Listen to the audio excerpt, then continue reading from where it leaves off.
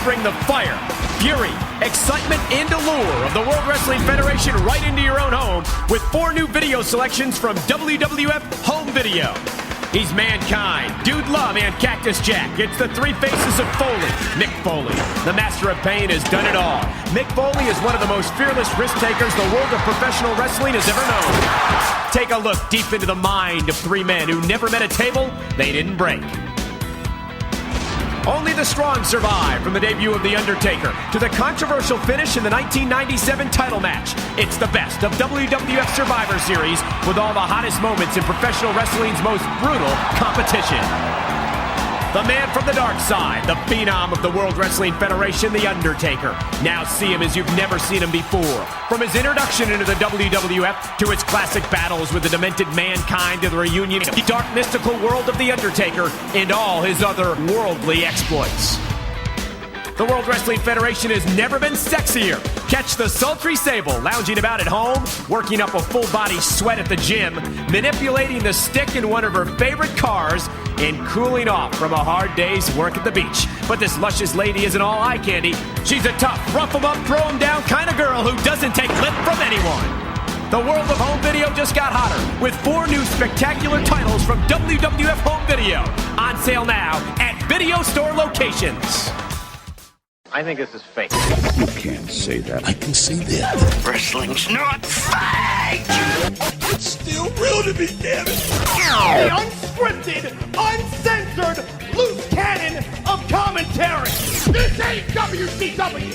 This ain't Monday Night Raw. This ain't SmackDown. This ain't even WWE. Do I have everybody's attention now? The recognized symbol of excellence in sports entertainment. You're listening to Marks on Commentary. You're listening to Marks on Commentary. I'm Eddie Brophy. I'm Jason Smith. Now, Jason, I want to introduce you to a segment that I'd like to call I Wish It Was a Work. And I wish you had sound effects to go with it, like the obvious like TV, like we're going to a dream sequence.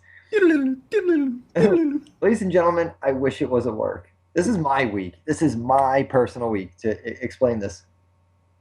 The same week that CM Punk walked out was the same week I found out my dad had cancer again. Now, there's 2 scenarios here where I wish this was a work. I'm kind of hoping that the Elimination Chamber will figure out that CM Punk was in cahoots with the McMahons the whole time, or that a WWE creative writer had somehow finally brilliantly masterminded a way to make me actually care so much about my father. He's dying! He's dying! And then he wakes up and goes, Eddie, it was a work. Jason and I were just talking about this before the show. When it's announced that, it's verbatim from Jason, although he could probably say it for himself, when Randy Orton and Batista in the main event for the WWE Heavyweight title are announced and Triple H versus Bryan are announced, it's not a work. It's no longer a work. That is like what is it? Back to the Future 3, where they're riding along the train. It's the no stop point. Like, after that point, they have to go across Clayton Ravine. So I have a feeling that WrestleMania will be taking place over the CM Punk ravine. I don't want to admit that. I'll be honest with you, for multiple reasons, personal and mark-worthy, I was really depressed this week because you can notice the significant change in the program without a guy like CM Punk there. Yeah. And, here's our Elimination Chamber match. We got Orton, Cena, Bryan, Cesaro, Christian, and Sheamus. That's our big Elimination Chamber match. Mm-hmm. Well, I'm not angry that Christian is in it. Where the hell did they pick Cesaro from? I don't know. Maybe they see more on him. I don't hate that they do stuff like that, where they give a guy a chance to get himself over in the main event, but... However, you know who the first or second one to be eliminated is going to be now. Exactly. Although I did hear the caveat where they were like, yeah, well, Christian might be that guy that they take out and swap in somebody else for. Where I'm like, you're Christian. How bullshit are you? Considering he's been on and off the shelf for so long now, that you're almost like, if I'm Christian, I'm just like, fuck this, dude. Like, at this point, I'm a glorified NXT trainer. Yeah. I did want to mention, though, on Raw, one of the big spots was allegedly Cody Rhodes missing the big moonsault off the top cage on Road Dogg. Mm-hmm. And I know Lance Storm had a lot to say about that. Like, well, I never would have need someone in the face like that. Yeah. Now, you're a professional wrestler, and it's your job to choreograph these things to, like, the T. However, gravity does have to come into play, as does blinding lighting. Mm-hmm. Regardless of how it was executed, I still thought that was, like, the move of the night. Yeah. And I think Dog did a good job of selling it. I mean, exactly. I think by making a remark like that, and we tried to get Lance Storm on the show, so goodbye, Lance Storm. It's really myopic because it's like, dude, like, I mean, not everyone can be Jeff Hardy, but everyone can be Cody Rhodes and be ballsy enough to be like, fuck it, I'm going to hit this. You know what I mean? Yeah. Guys like Billy Gunn and Road Dogg, who, don't get me wrong, they look great. I'm still iffy on Billy Gunn. He did wrestle without his shirt this week. I think he's pacing himself. Like, I always wonder, why does Billy Gunn wear a shirt? Like, the guy in, like, the prime of his life, even at his age. But I give it up to a guy like Road Dogg, who would still, at his age, take a spot like that. Yeah. And even if it's botched, quote unquote, would still sell it like fucking, you know, someone like Ziggler would. Mm-hmm. I mean, I say what you will about the New Age Outlaws as the new tag team champs. Like, I read something on Facebook that someone said, like, the New Age Outlaws are defending the WWF tag team titles and no, this isn't 1999. Good for them. Like, they're one of the few teams that actually survived that can actually still go. They don't look mangled. Like, what was it? Like 10 years ago, they put the belts on Flair and Piper, and it was like, really? Come on, guys. Like, this is our tag team champion. Like, it's like the time has come and gone. I know everybody loves Flair and Piper, but Ethan, I have 2 words for you: Spirit Squad. If there's anyone, like, don't remember, like, as angry as I am that, like, they took the straps off of Cody and Goldust, that's the point. I'm supposed to be angry because I really love that team. Mm-hmm. I feel like it's like Kane and Bryan. Like, however, they missed the mark with them, which was, we were supposed to love them enough that when they did split, we were supposed to hate it. By the time they split, we were like, oh, thank God they split. Like, I feel like they nailed it with Cody and Goldust, where it's like, okay, they had their big, you know, like, sort of manifestation of the company where it's the Rhodes brothers versus everybody. And then they ended it but it wasn't so much that they ended it, it was who they ended it with. Yeah. That was just spot on. Like, the New Age Outlaws, again, I mean, we're talking about the WWE Hall of Fame.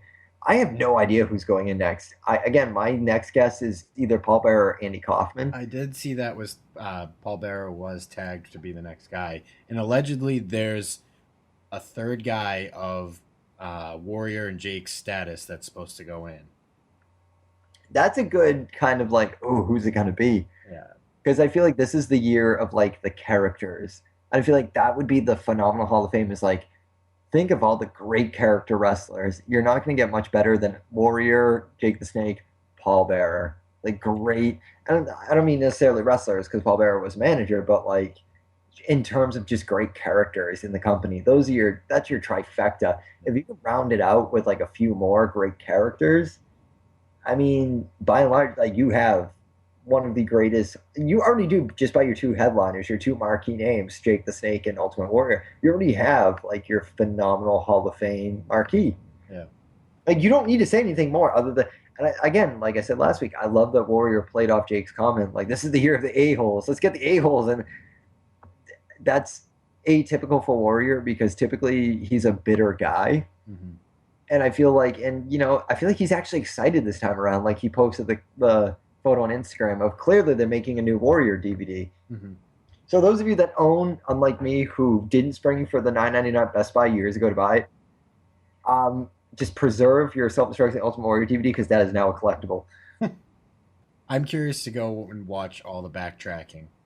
You know what I mean? Like, Triple H being like, well, he was a great, very charismatic and, got the fans on his side. Meanwhile, pop in disc 2, he's shitting all over him.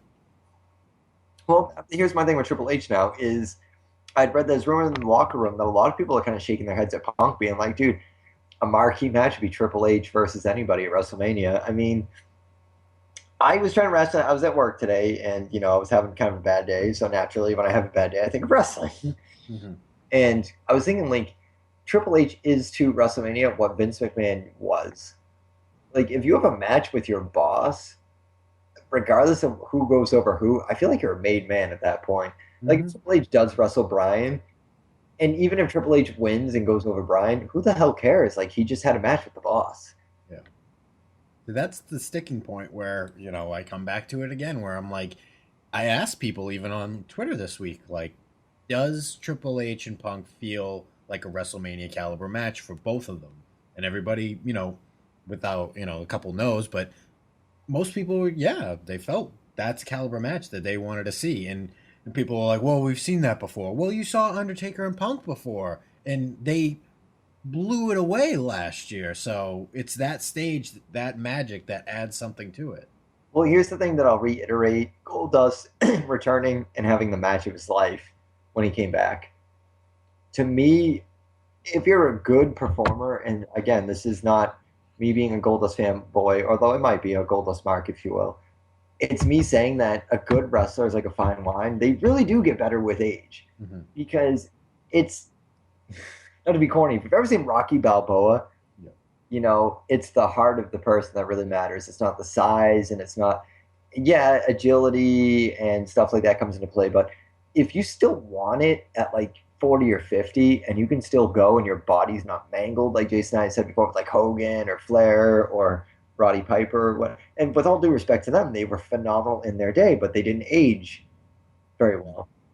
I think that's the key to like a legendary wrestler or like a Hall of Fame worthy wrestler, is just being able to age and still, like, I don't know, just get better at your craft. Like Goldust, again, like he has his, 5 moves of doom, if you will, but then he's been able to just kind of cultivate his, his repertoire, if you will, of just moves and characteristics and mannerisms and, his mic skills. And like, he's more entertaining now than he was when he was in his prime in 96. Yeah. My opinion, at least. Yeah. Another question I was thinking, I posted to people this week is, does the character of CM Punk need to always be chasing that WrestleMania spotlight? Well, I'll ask you a better question. Does the character Undertaker always need to win at WrestleMania? It's a similar question if you really think about it, because, Taker's legacy is he never loses at Mania, but does he really need that to be the driving force? Behind Taker has his one pay-per-view, one match, and it's always a Mania, and he always wins. Punk has always had that one chip on his shoulders, and it's always, I never main evented WrestleMania. But regardless where it falls on the card, does Taker need to win and does Punk need to main event for it to be a solid match? I think it more or less comes down to, and I agree with Mick Foley, it doesn't matter where Punk is on the card, the guy will always want to steal the show. That's what I love about wrestling, are the guys that, like, it's the second match in and you're already like, oh my God, nothing can top this match. I really don't think a main event at WrestleMania really matters as much as having a main event like caliber match at WrestleMania. Yeah. And I mean, again, Austin versus Bret Hart in the I Quit match, arguably, although I don't think so, because I think the Psycho Sid Undertaker main event sucked. But I think Austin and Bret Hart stole the fucking show. Yeah, that's what people remember from that show. Well, let's break down now. How many of you remember the Taker's Psycho Sid match versus the bloody Austin 316 Blood from a Stone shirt with that image that's been used on the opening for Raw and the opening of so many different promos? That's like, if you got your one shot at WrestleMania, like your one, like the camera guy was positioned in the right place at the right time, that is the most memorable shot of WrestleMania 13. Is Austin bleeding profusely, screaming, but not tapping out. Like, at the end of the day, that was all that mattered out of that WrestleMania, was just that Austin and Bret Hart put on a fucking clinic in that ring. Definitely. Again, I don't know. I think the stigma of a WrestleMania main event is just, it overshadows the entire card. And I think that's the wrong approach for WrestleMania, which is, it's supposed to be the Super Bowl of wrestling pay-per-views. But the difference between the actual Super Bowl and WrestleMania is WrestleMania has about 8 or 9 matches, whereas Super Bowl is 2 teams. Your WrestleMania should always be, it should have a main event, but it should really just kind of build it to the point where, like, anything could happen. It's anyone's ball game. We could have, like, a cruiserweight title match, and you could have Triple H and some of the biggest titans in the back locker room thinking and watching that match on monitors being like, shit, we have to follow that up. And we're only the second match in.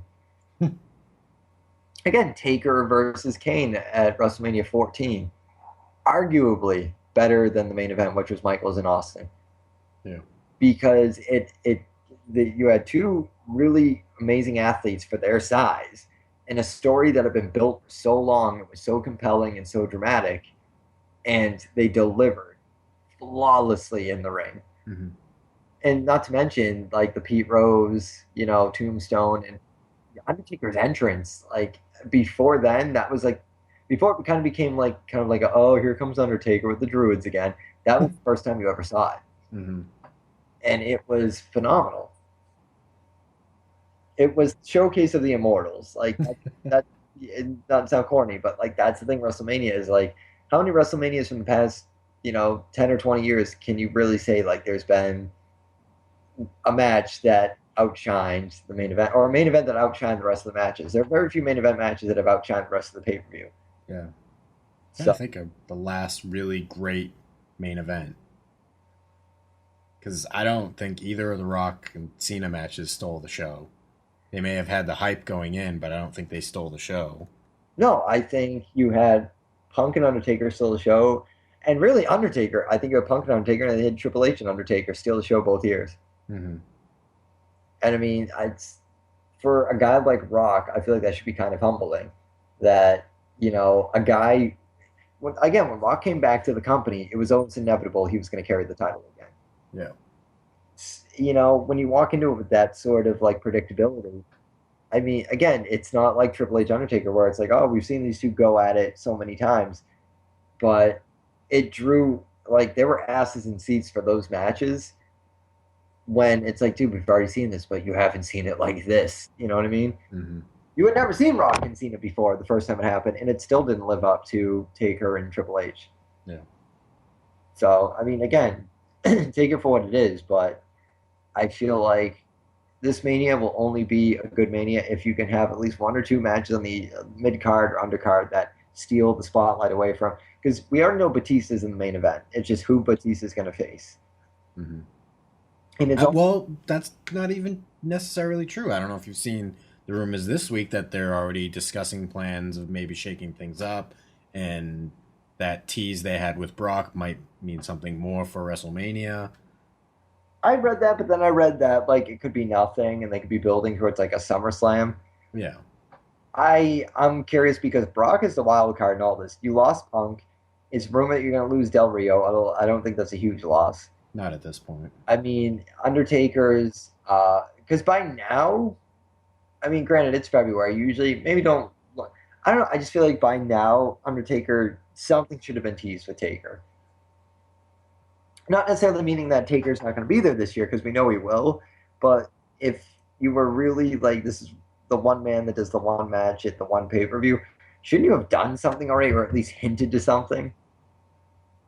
Like we were saying during the Rumbles, we thought it would be then that he'd come out, and I don't know. I don't know what they're doing or when they're going to do something, but maybe they still don't know. That's the only thing I can think of. The only reason I would think that they don't know is either A, because now they have to do the shuffle because Punk's gone, mm-hmm. or maybe it's just because Undertaker is still kind of like, well, I don't really know. Yeah. It's so weird. Like, every move fucks with another move. Because, okay, say somehow, because there's all that talk that Bryan somehow gets to the main event picture and you get Orton and Cena. I don't think that's enough, but... And you move Brock to Batista, that opens up Taker, and there's nobody left, and then everybody's saying... oh, it'll be Sting. And I'm like, for Sting's first match, you're going to bring him in and have him lose to The Undertaker? You're going to kill that character. You're going to kill that character before the audience even know who that character was. Exactly. At least give it a year. Let Sting go to SummerSlam, knock off Triple H or something like that. Yeah. And then go to WrestleMania. Have, WrestleMania 31, if Sting shows up and it's Undertaker Sting, I'm fine with that. Give the audience a year to familiarize who the hell this guy is. But yeah, No, I agree 100%. I just feel like if you're lucky enough, and I do say this, if you're lucky enough to get Sting, don't kill him before he even makes an impact. Pun intended. Yeah, I will. Oh, yes. I'm saying that, like, don't kill off that character before the audience even gets to know who the hell that character is. Mm-hmm. I mean, that's just my thought. I mean, the WWE is going to do what they will in whatever fashion they want to, but like, I don't know, just don't ruin what could be a very good thing. Like, if Sting has finally reached that point where he wants to be with the company, don't ruin it. I mean, I'm one of the biggest TNA detractors, and again, when Jason and I were at that TNA pay-per-view, hell, even I had to accept the fact that Sting could still go at his age. You can still work the crowd, so He can work a crowd, he can make an entrance, and he can wrestle a match, and he can take a pile driver like a champ. So, and that was at the Agganis Arena that was half full at best. yeah. Imagine what it would be like at WrestleMania. Yeah, I mean, again, I don't think that there are a lot of WWE fans, or there are enough WWE fans in the WWE universe that will know who the hell he is, but those of us who do are going to want to stand on our feet and be like, holy shit, Sting finally, he made a deal with the devil and he's finally in WWE. But you can also educate your audience too, so. Well, I mean, they can do what they do with Goldust. They can air a shit ton of promos reminding everybody this is who Sting is or this is who Sting was. I mean, I don't see a problem with airing a million promos of Sting with the baseball bat and the crow makeup and then going back to days of yore when Sting, short hair, and he looked like a, poor man's Ultimate Warrior. But it doesn't matter. Like, he still made a name for himself. Mm-hmm. That's a character that could have been dead in the water when he first appeared. And again, just through the evolution of WCW. And I gave him a lot of shit for the stupid Joker character he was trying to play. And I really hate to do this, but I got to agree with Dixie Carter and say at least he was evolving. At least he was trying to do something different with that character. Yeah. The point I've heard that TNA always has the problem with is they look at something, they're like, oh, Sons of Anarchy is possible. Let's be Sons of Anarchy. Rather than doing what Jericho did when he saw, was it No Country for Old Men, and said, wow, I like that murderer character. I'm going to pull elements from it, and I'm going to emulate that. But I'm not going to suddenly dress up as the guy with the stupid haircut, and you know what I mean? Well, it's no different than when he came back the second time, the second coming of Jericho. That whole promo, break the code or whatever, came from him watching The Matrix. But the funny thing behind it was, like, nobody said anything about, like, oh, who's this Matrix character? It was interesting enough that we were like, okay, who the fuck is the code? Like, I think by the second promo, everyone figured out it was Jericho. Yeah. The thing was, if they were really sure of themselves that it was Jericho, and that was like the last thing he did with the, when I beckon her, like, she will bring me back to life. Nobody knew, and I deep down we were all like, all right, that's probably Jericho, but like still we were like, that could be Undertaker, that could be anybody, like who the hell is that? Maybe it's Sting. I don't, you know what I mean? Well, they got all those conversations, and I even heard that Jericho, while shooting or he was around, and he was just like, let's just shoot random things that don't mean anything. Yeah, and then people found meaning in the things that didn't mean anything. Oh, dude, we were sharing. I remember I was working at the radio station at the time. We were watching it. Like, we'd watch promo. You'd send me links, and me and you were like trying to like break it down. Like, all right, this means this. And by the end of it, it didn't mean anything. That's the thing about wrestling fans. We all want to be the one to solve the mystery. But is it a work? Is it Chris Jericho? Well, even with Punk right now, Punk legitimately walked out. I'm still like, well, was that a work? Because. All right, here's the thing I thought the other day, and correct me if I'm wrong or make up some of your own points. When Austin walked out, like he had won the match against Flair, that meant Flair was going to be his personal assistant, whatever. Austin walked out. Not only did Vince McMahon come out on Raw and break the fourth wall and admit that we have a superstar who's walked out on us, but they even did a whole confidential episode around it, acknowledging that, like, no, this isn't a work, like he actually walked out on us. And then go back even further, when Warrior was flaking on the company back in 96, they had Gorilla Monsoon fine him, like, in character, but like they were acknowledging a real thing where because they had mentioned like house shows, and they were showing the clippings from like the house show advertising where Warriors advertised, and he didn't show up. Mhm. This is the only thing that it's like, is they acknowledge Warrior and they acknowledge Stone Cold walking out of the company. Why have they yet to acknowledge that Punk walked out? I still think Vince thinks he's going to get him back. And there's 8 weeks to do it. Yeah. So. But I feel like it was enough of a conviction that Vince is like, I can't get Austin back. We can't get Warrior back. Why is there like a thought in Vince's mind like, I can get Punk back? But then again, you could also say like, well, they're confiscating CM Punk signs, and they're telling like Orton like, keep your promo short so the CM Punk chant doesn't like totally dominate the broadcast. Mm-hmm. Again, if it's a work, or if it wasn't a work and they turn into a work, that's genius. If it was really work the whole time, holy shit, you guys, bravo.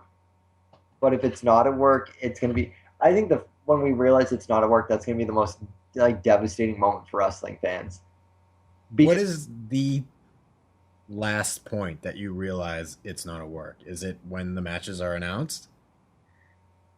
I think it's when the pay-per-view goes off the air and he doesn't do a run-in like Warrior did during the Hogan Sid Vicious match. When WrestleMania ends and the graphic comes up, World Wrestling Entertainment, and we go to pre-show or post-show. That's the realization point. I think for me, because at WrestleMania 8, Warrior was gone, mm-hmm. and it was as soon as you heard his music, you're like, "What the fuck is Warrior doing here?" What you didn't know was that he was writing letters back and forth with Vince McMahon, basically being like, "This is what I deserve. I'm not getting it." Blah blah blah blah blah. And they worked it out right at WrestleMania, and he got to make a cameo, which is like, okay, good, Warrior's still with the company. Mm-hmm. I think when you realize that they didn't work it out and the ink didn't even make it to the paper to dry, is when you're like, okay, it's really over. Like the CM Punk momentum that we've been riding on for so long is officially done. Like that wave has crashed and hit, the shore. Yeah. And I mean, again, I'm still holding out for it, but I'm still kind of, again, it's in like the stages of grief like thing where you're like, you're angry, you can't accept it, you accept it or whatever. And it's just like with Punk, it's like I watch Monday Night Raw now and I'm like, it's awesome that they're giving the baton to Daniel Bryan, being like, hey, we don't have Punk anymore, so you're the new CM Punk. That's great for him, but it's still, in terms of being a fan, it's, something's missing. Mm-hmm. Like, in wrestling, people come and go. Like, when Austin left, I still watch. Like, it's not like, people be like, well, if Punk's not on there, I'm not watching. Yes, you will. Can I name, like, the number of superstars who I adored and loved and genuinely, like, kept me glued to the product who left, and I still watched it anyway? Yeah. Like, for every CM Punk that leaves, there's another wrestler to be groomed and cultivated to be something great. Or be misused, you know what I mean? Like, there's still someone you're going to find to root for. And that's not a slam at CM Punk, that's just how wrestling works. Mm-hmm. When one guy is too burnt out or physically just can't do the job anymore, or is too pissed off, don't want to do the job anymore, they know it, and they know that they got to feed the audience someone who can kind of like mooch off that momentum. Don't think for a second that CM Punk's leaving is going to scare... It may scare off a few people, don't get me wrong, but I don't think it's going to end the product. No. He said it himself in his, infamous pipe bomb promo. He's just a wheel or a spoke in the wheel, and the wheel's going to keep on moving. So Austin said the same thing. You're just a gear on a wheel. They're going to take the old rusted up, used up gear and put it in a box with other gears. They're going to put a new one on it. Like, that's just how wrestling works. It's a shitty reality, but it's a reality that we all know and have accepted, whether we want to admit it or not. We know this is a reality. Mm-hmm. If CM Punk is truly done and he took himself out of the game and he's retired, someone else is going to fill his spot, and that's just the way it goes. When Undertaker, remember the year when Undertaker was like totally gone? Oh, yeah. That was 2000, yeah. Yeah, I remember that was so devastating for me when, they played off like he walked out on Vince at the SmackDown in 99. And, he turns up in the Armageddon, both on the Unforgiven and Armageddon promo posters, and yet he doesn't show up at the pay-per-view. And, he did come back, but, like, what do you remember for that year? You don't remember Undertaker being gone. You remember Cactus Jack, Triple H, the Radicals, the New Age Outlaws, the Dudley Boys. Like, there are plenty of people waiting to take the spot of somebody who, X amount of time has been building the momentum for, and they're just like, fuck it, I can't come to terms on this deal or this agreement, I'm out. Mm-hmm. There's always going to be people to fill that void. Even though deep down in the back of your mind, you're like, I really want this person back, you still know that it's just like, you know what, they're going to find something else to keep me watching Raw, because either I'm going to keep watching Raw because I'm going to expect them to come back, or while I'm watching, waiting for them to come back, I'm going to meet someone else. Mm-hmm. It's like dating, folks. CM Punk broke our heart, but you know what? We'll dust ourselves off. We'll go back on OkCupid, and we'll find a new CM Punk.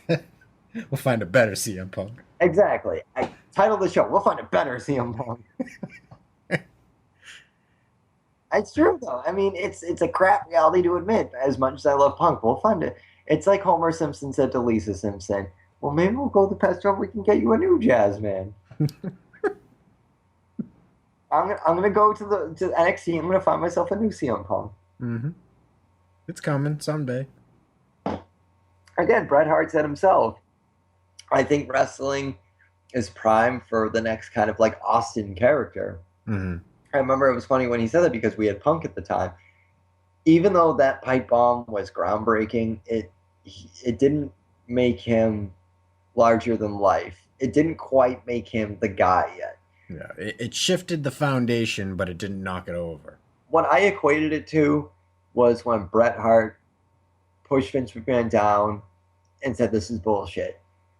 And whenever anybody had mentioned the pipe bomb, I just equated it to that. I'm like, it's no different than Bret Hart. Bret Hart was already a made man, but he wasn't the man yet.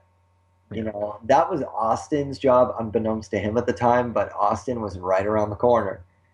In wrestling, like music and like anything else, when you're really invested in someone and they seem like they're going to be the guy, 9 times out of 10, they're not.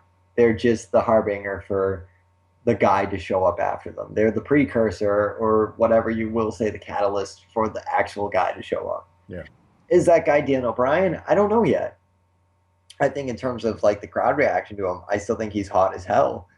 But even with Bryan, I don't necessarily think he's the guy, but I think the guy is still around the corner. We just don't know who it is yet. For all we know, it could be El Torito. Could be Fandango. It could. You just don't know. And I think that's the cool thing about any facet of entertainment is you can't predict the future. You can only get nostalgic about the past, and that nostalgia is what keeps you glued into what's going to come up next. And, eventually you just kind of accept what next is. And if you're lucky enough to see the genesis of the future, like Austin at King of the Ring, well, good on you. But otherwise, we're all going to be bandwagon jumping and being like, I kind of knew that guy. I'm with him too. And you're all going to wear the T-shirts and you're all going to act like you were there, when really you got as tired and frustrated as Jason and I. And there are going to be times where you're like, I don't even want to watch Raw tonight. Like, we haven't even talked about anything about Raw from this past Monday because really there was nothing worth really talking about. Orton, Bryan did have a great match for the umpteenth time on Raw. I'm not knocking it on the umpteenth time, but I'm just saying, like, when are they going to realize that Bryan is super over right now and play to that? Yeah. But there are some other highlights we can talk about. I don't know if you caught the Miz thing. No, I didn't catch that one. Who was it in the match with? I think it was during a match with Zack Ryder and Titus O'Neil. Miz just kind of came out to the headset and kind of vented his frustrations, like, I was a main event guy, blah, blah, blah, blah, blah. And I guess reading the dirt sheets is they're looking to put the Miz and Dolph Ziggler together as a tag team. That would be interesting because, again, you're playing off the fact that Miz headlined to WrestleMania. Mm-hmm. And Dolph Ziggler was a world heavyweight champion for like 5 seconds. Yeah. If you're smart, I mean, to be perfectly honest with you, and if Catherine's listening, although I don't think she does, I could be wrong. You can hate on Miz all you want, but his tag team with John Morrison was at least entertaining. That's the thing where Miz isn't great in my eyes by himself, But but you he's stick him with somebody and he's better. well again when he was with R-Truth. Remember the end of the Hell in a Cell where they showed up with the hoodies on and stuff, and like the Yep. entire locker room had a Triple H back. I loved, and I wish they had done more, and they had kind of like I don't. I just feel like I wish they had done more with that angle. Yeah. Him and Big Show was great. Yeah. The short time that him and Jericho teamed up, I wanted to really see that be flushed out, but Oh, I thought the one tag team victory / non-victory with him and Cena was awesome. mm-hmm. And again, you had two guys that I really don't give a shit about, and when they won the straps that night, I was like, actually, that was kind of awesome. But Miz works better as a tag team player. Yeah. And Ziggler is one of the best right now, so sticking them together under the pretense that they're guys who have been mismanaged, almost like a rated R KO. Yeah. That's going to elevate both of them. I would think so because, again, you have a tag team, incidentally, the champions right now who, they're veterans, but they're still hot as hell. Everybody sings along to the intro and people know who they are, regardless of whether or not they were alive or fans when they were at their peak or at their best. Again, give the veterans the tag titles, create or, just come up with a tag team with two guys that are phenomenal athletes, or one who's good on the mic and one who's a phenomenal athlete, tag them together and have them go over on the veterans. Mm-hmm. Now, if somehow the Outlaws versus Miz and I almost said Zack Ryder, Dolph Ziggler is a WrestleMania match, are you entertained if it's under those pretenses that the Outlaws are Triple H's buddies and Miz and Ziggler have been misused? I'm entertained by both that and the fact that we finally get Ziggler and Billy Gunn face to face. Oh my God, I didn't even realize that. Think about it's like a time cop scenario. I'm afraid for them to clash because I'm afraid they're gonna just get mold together and just because it's almost too good to be true. Because it goes without saying, especially with Ziggler doing the Famouser, he knows he's Billy Gunn light. Yeah. He modeled himself off of Billy Gunn. 100%. If you've ever listened to the Art of Wrestling with Colt Cabana, he has Ziggler on there one day, and he tells him how he used to listen to Ass Man in the gym all the time, on a loop almost. Yeah, I mean, there's nothing wrong with modeling yourself off.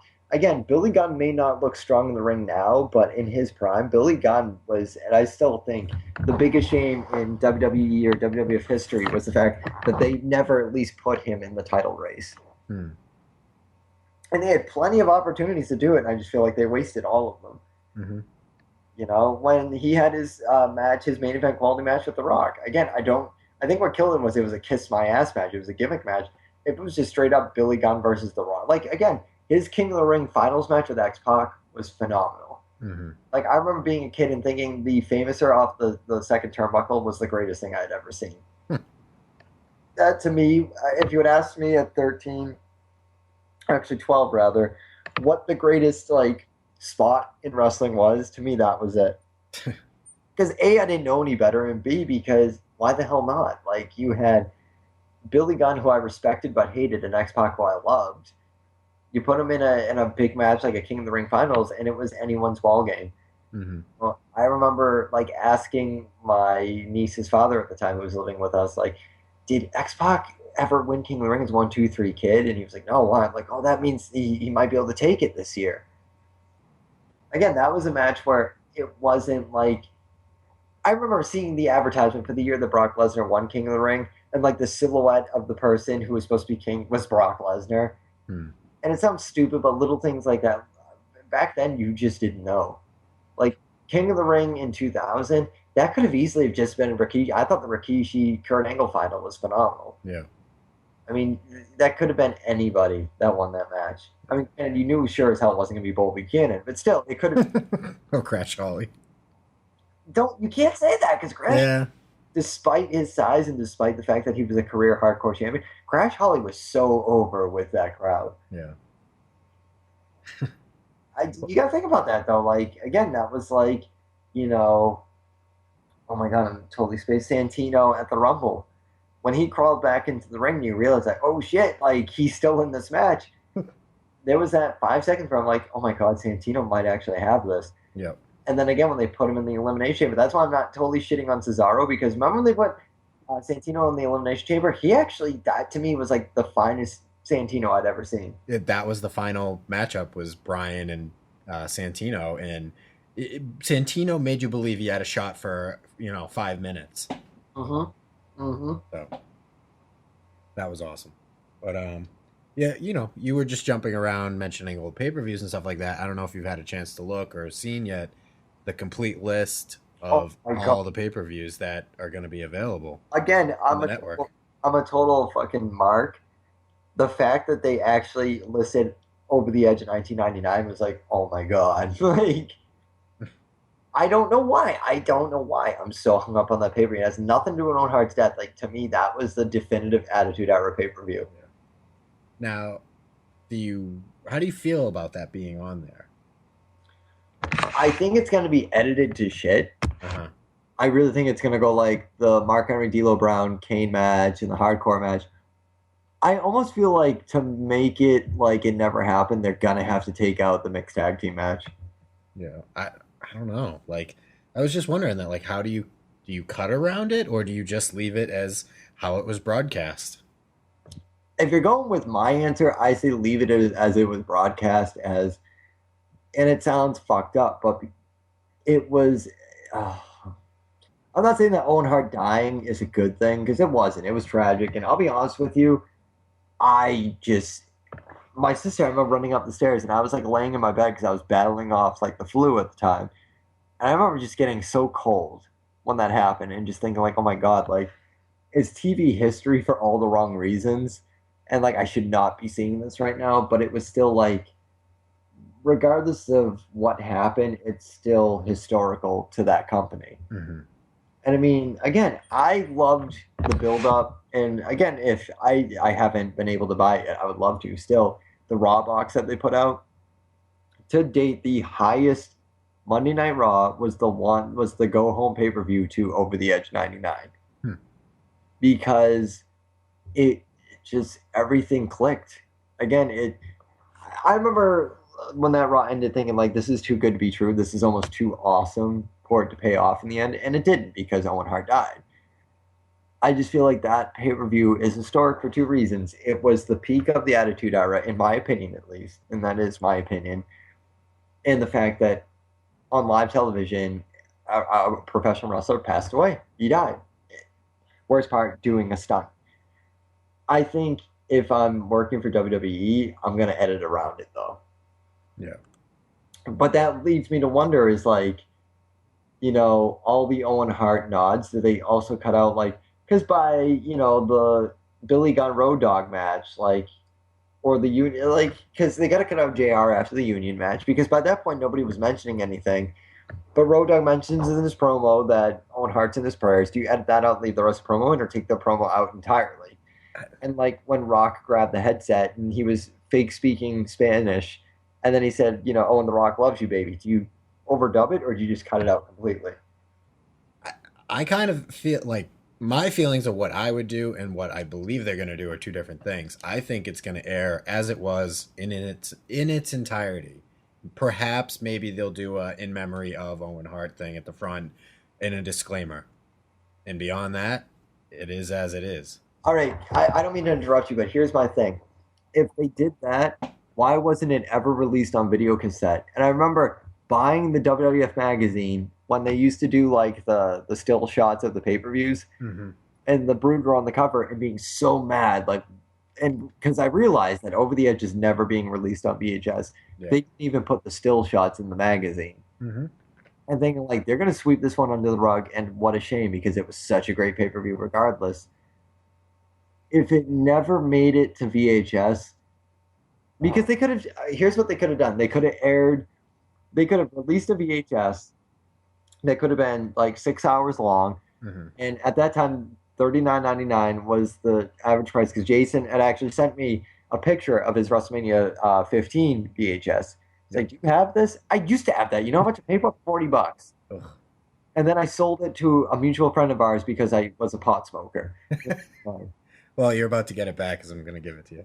Vindication. But what I'm saying is, like, you could have easily charged $49.99 and gotten 3 hours of the entire thing uncut, open with the Owen Hart, birthday to death date still, and then the pay-per-view ends, and then cut right into Raw is Owen. And you could have taken all that money and donated it to the Hart family, more specifically Martha Hart. If they didn't do it then, why would they suddenly, unless they had a guy our age that's like, here, you could have made a killing off this. Not so much because people are morbid and voyeuristic, which they are, hence Facebook, but because wrestling fans wanted to support anything that had anything to do with a deceased wrestler's family. Yeah. Well, I do know that and I have it actually in my sock drawer, the Owen Hart, I should take a picture of that one day, the Owen Hart magazine. That was the dedication to him, and I'm pretty sure that profits went to him.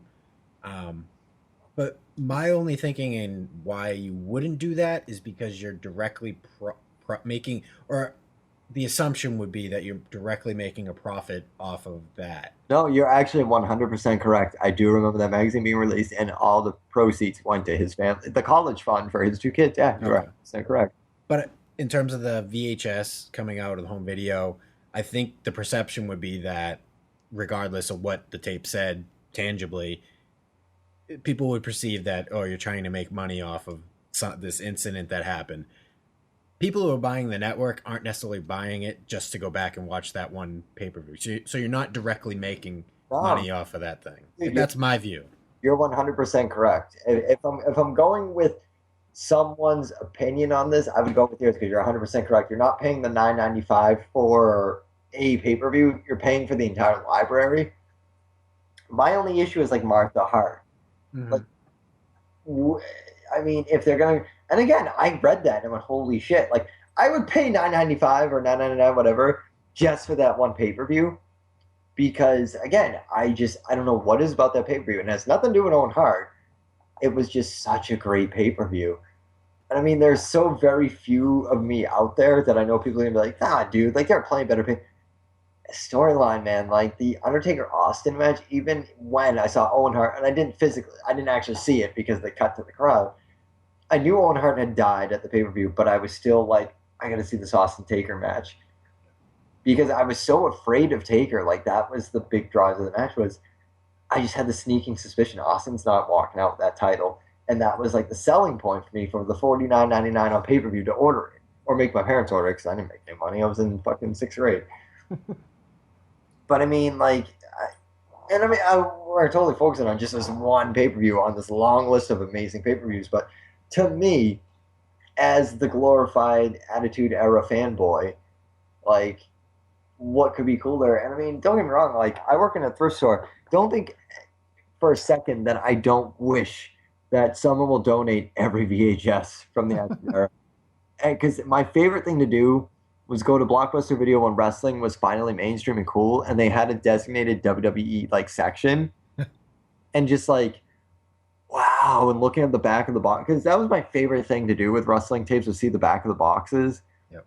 And you had like the match card, and then you'd see like the stills of like certain matches, and like specifically honing in on like Breakdown and Rock Bottom and Judgment Day or Survivor Series, and just be like, wow, like, I don't know. Like, I think this is part of me, again, with the WWE Network, that's like, you're not going to get that feeling of being able to walk into a video store and hold a tangible copy on video cassette and turn it around. And, like, those boxes, and this is going to be the corniest thing. And the one thing that I remember specifically about when I bought WrestleMania 15, when I was in 6th grade, I went with my dad, and it used to be Sam Goody in the Square One Mall. And I took it home. I literally spent $40. And my dad was like, "You're fucking insane. Like, what's wrong with you?" And I took the tape out of the box. And I smelled the inside, and it smelled like popcorn. Like, there was just something about owning a WWF pay-per-view video cassette that just felt like, especially being a collector, which I am, and I know you're a collector. Oh, yeah. It's just going to, like, Sam Goody, and especially in Strawberries and Stoneham, when finally, like, some of those tapes went marked down to $19.99, which is still highway robbery. Oh, yeah. It felt like, oh my god, like, this is and buying Royal Rumble 99 and just like, oh my God, like it was just like so cool. And that's a part of me as a fan that kind of wants to purchase the WWE Network is just like, it's the same, but it's not the same because you can't physically hold it, but you can still see it. Yeah. But again, like YouTube kind of ruined everything because, eBay and YouTube, like eBay is cool because you can track down the physical copy and get that feeling again. Whereas YouTube, it's like, I've seen Over the Edge over and over again, when it's available on YouTube. But I don't know. Again, I just think it's like the list is just so impressive that you're just almost like, just for shits, like even if it's for a month, I have to get this network. Yeah. I'm excited. I mean, the fact that I can sit at my desk at work and flip open my iPhone while I'm doing some bullshit on the computer and watch every pay-per-view ever is awesome to me. Because there's things that I'm not educated about. I don't know the early 80s like through and through, but now that it's, at my fingertips and in great quality, that's the thing that I love is that all of this is going to be in the best quality that you could probably possibly ever get it in. I think really what it comes down to is how big of a fan are you? Or what kind of fan are you?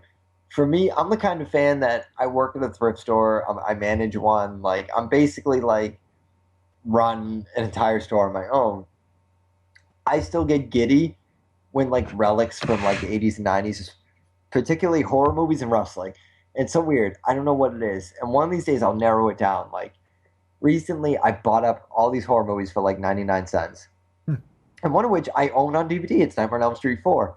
Specifically, I found a copy of Nightmare on Elm Street 4. It's the original video store release copy from 1988. It still has the media production stickers on both like the top and the front of the tape. So I know when I get my VCR running, I'm going to watch it and remember it the exact same way I remember renting it for Movies on Video Melrose when I was in like 5th grade with my grandma. And just have that feeling again. It's that nostalgia that when you get to the age that Jason and I are at, 26, 27, whatever, where you're engaged, you're working toward being engaged, you're going to be married, you work toward getting married, you live with your significant other, that adulthood really sucks, And I don't mean to get like really like away from wrestling. No, I get what you mean. And I mean, I had Jason, his fiance, over. His fiance is amazing. I love his fiance. I was trying to get her drunk with me because it's awesome. But, there are going to be things that come up in your life that are going to totally just suck, and it's going to be family issues or people's opinions on when you want to do something or how you're going to do something or your job or your dad's dying or whatever it is.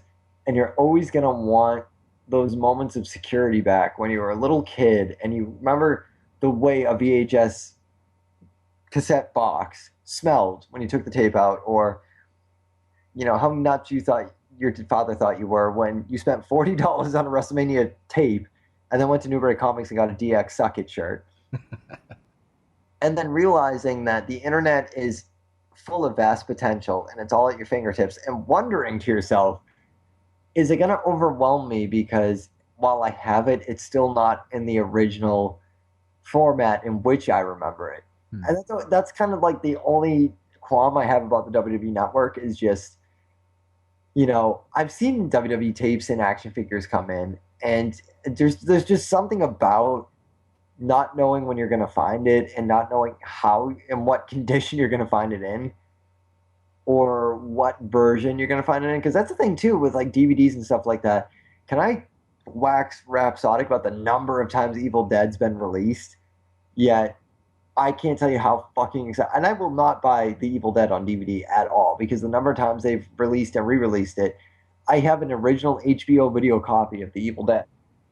And, like, I love the movie, but I don't watch it because I'm more enamored with the fact that, like, picturing yourself when that first was delivered to video stores on VHS and, like, looking at it being like, that was one of the original copies. That's so cool. Whoever was at a drunken sleepover or just like got stoned and went to the video store, I don't watch The Evil Dead. That's how they remember seeing it. And I think that's the thing that I think would be great if it's your theory is if I watch Over the Edge again or any of those pay-per-views, I want to remember them the way I first saw them. Just totally not tampered with, fuck the blurring the logo, like taking out the controversial aspects like a wrestler's death, but just give me it the way I remember seeing it when I was like 12 years old. Yeah. As much as you legally can. Yeah. And I mean, I think, again, when it comes to being a wrestling fan, and, you know, Jason had sent me a private message, and I can't quite remember what it was. It was, to paraphrase, basically saying that someone liked listening to the last show, and I only wanted to admit to Jason, I was like, I was hammered and eating nachos while my girlfriend slept on the couch. We had a bunch of complaints about that. People were wondering what the hell you were doing, and I was just like, when Drunk Eddie shows up, and I can't do nothing about it. Awesome. We had complaints. I love it. But I think really what was getting me with that was like, unbeknownst to Jason wanted this to just be a show by the fans for the fans. We do this all the time. Like, I get drunk and I'm like very sensitive. I want to talk about the show. It's like Headbangers Ball, man. Like, it's like public access TV. It's the perfect combination of like Joe Bob Briggs, Headbangers Ball, and public access.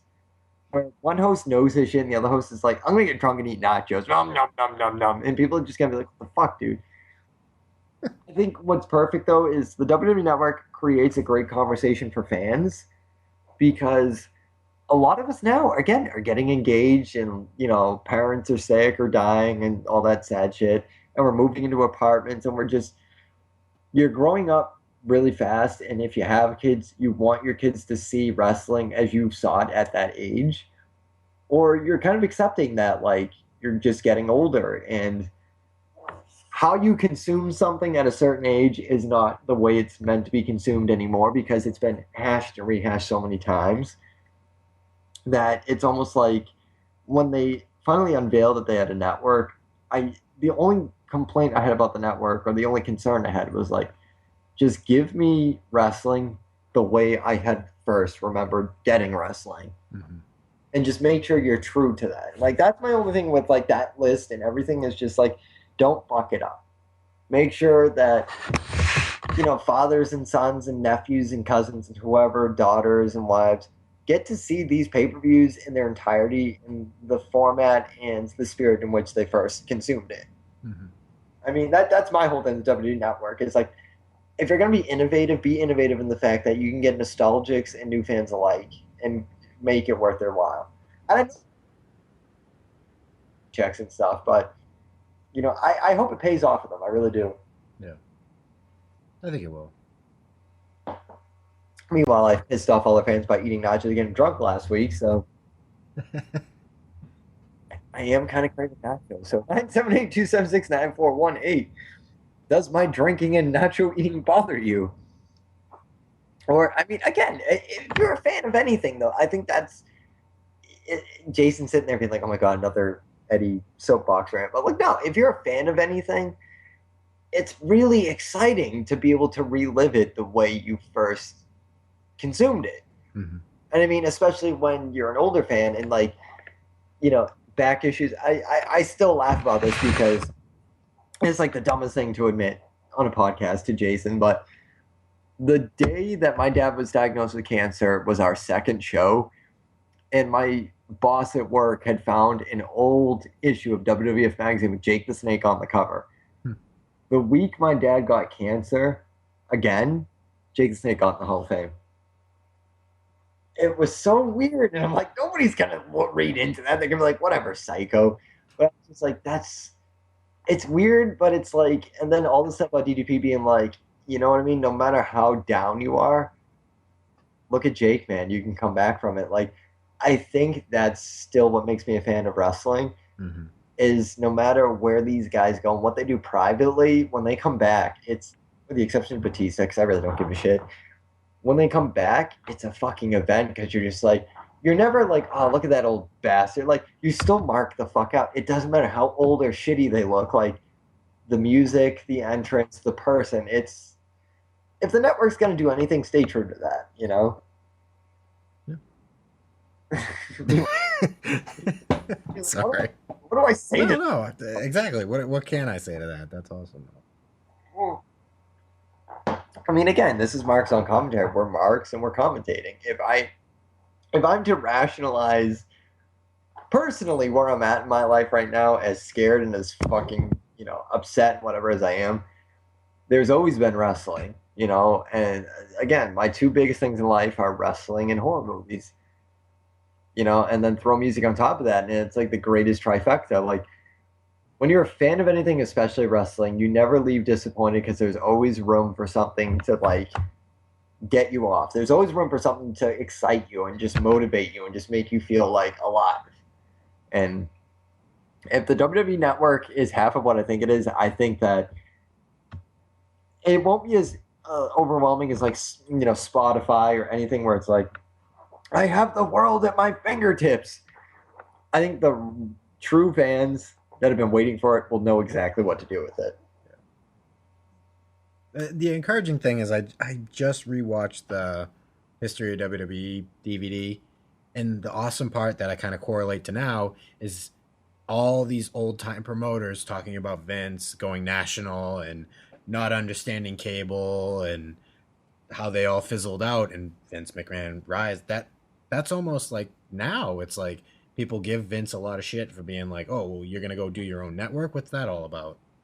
For everyone that gives him shit, though, it's almost like a backhanded compliment because the number of people that I've read are like, oh, he doesn't know what he's doing. Turn around like, but it's perfect that he's doing it. Like, it's almost like if any one person was going to try it before anyone else, it's going to be Vince McMahon. Because the guy he's a mad genius. Like, look at the XFL. You can shit on Vince all you want for that, but at least he tried. You know what I mean? And that's the other thing about, and we'll wrap the show up soon. I'm sorry that I'm on a kick here, but I love Vince McMahon for the simple fact that he represents that part of me that wants to be better, because Vince has failed so many times. He's probably failed more than he succeeded, but when he succeeded, it happened on such a large scale that it was like you forget that the XFL even happened. If Vince succeeds with the WWE Network, mark my words, pun intended, everyone's going to follow suit. And the thing is, it's like DDP. When I saw that Arthur video, the motivational one, I told Jason this, like, I saw the video off somebody that posted it on Facebook, had no idea it had anything DDP related. And he mentioned Yoga Teachers Tournament 1, like, oh my God, if DDP shows up, and DDP showed up. With wrestling fans, like Jason and I, again, have tried to get endorsements for this show, and any avenue Jason's gone down, the second that I did this at UPS. I was trying to get a UPS worker to listen to the show. The second I mentioned it was wrestling, it was like, oh my God, like it was like a scarlet letter. Wrestling fans are so persecuted for liking wrestling that if the godfather of wrestling succeeds, that's a victory for every fan involved. Yeah. Because it's like, fuck you. Like, oh, you're watching cable this way? Guess what? Vince McMahon started it first. Mm-hmm. And he was a pro wrestling, promoter. So go fuck yourself. With that said, I'm Eddie Broby. I'm Jason Smith. 978-276-9418. Now with less munching. Num nachos. At MO Commentary. I kept, that's how you know I was drunk. I kept forgetting the Twitter handle. Like, at MOCDFM commentary.com/EddieHasNoFriends.net. All right. We're Marks on Commentary. Thanks for listening.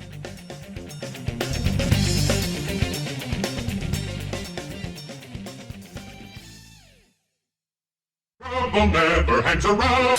We interrupt this program to bring you a special report. Hey, wrestling fans and freaks alike. I am the Information Highway's last living outlaw. My name is the Masked Tweeter. I hail from parts unknown. I am here today to deliver to you breaking news that's going to put you in a headlock. That's right, ladies and gentlemen. Stop the presses. Get the president on the horn. This is a big one, folks. I am joining forces with Andy's Army. To get Andy Kaufman the 2014 WWE Hall of Fame Induction Award. Think about it.